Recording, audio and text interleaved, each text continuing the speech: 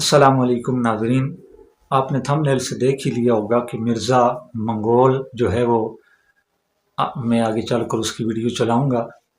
قرآن کریم اللہ کی وہ کتاب ہے کہ جو لاریب ہے، بے عیب ہے، حضور کے قلب اطہر پر نازل ہونے والی کتاب ہے، جس کو پڑھنے پر الگ ثواب ہے، چھونے کا الگ ثواب ہے، اس کی زیارت پر الگ ثواب ہے۔ حضور نے فرمایا النظر الی المصحف عبادۃ، اس کو صرف نظر کرنا بھی عبادت ہے۔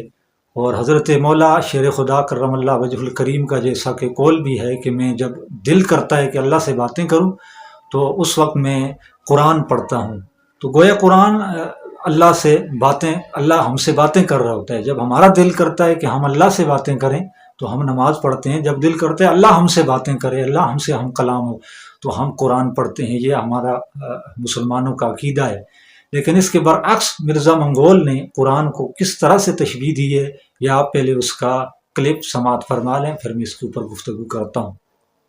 یہ تو آپ نے صرف ایک جملے ہی بولے ہوئے نا جی، جب میری خواہش ہوتی ہے کہ میں اللہ سے باتیں کروں تو میں نماز پڑھ لیتا ہوں، جب یہ خواہش ہوتی ہے کہ اللہ مجھ سے باتیں کرے تو میں قرآن پڑھ لیتا ہوں۔ اللہ نے کتوں تہاڈے نال گلاں کرنی، تسی پڑھ بھی لو، تانوں پتہ ہی نہیں کیویں گلاں کردا ہے۔ وہ گلاں کر رہا ہے، وہ انج ہی ہے گل تہاڈے نال کہ اسے کوئی باہر سے بندہ کوئی فرینچ آ جائے اور فرینچ کے اندر بولنا شروع کر دے، بھاویں تانوں گالاں بھی کڈے نا، تانوں پتہ نہیں لگنی انہیں کیا ہے۔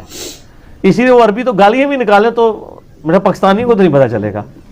بالکل وہ گلاں کر رہا ہے، وہ انج ہی ہے گل تہاڈے نال کہ اسے کوئی باہر سے بندہ کوئی تو ناظرین، آپ نے دیکھ لیا کہ اس نے قرآن کو کس طرح سے مذاق بناتے ہوئے، قرآن کی توہین کرتے ہوئے کہا ہے کہ معاذ اللہ، قرآن اس طرح باتیں کرتا ہے اللہ اپنے بندوں سے جس طرح فرانسیسی میں کوئی بندہ فرانچس زبان میں کسی کو گالیاں دیتا ہے۔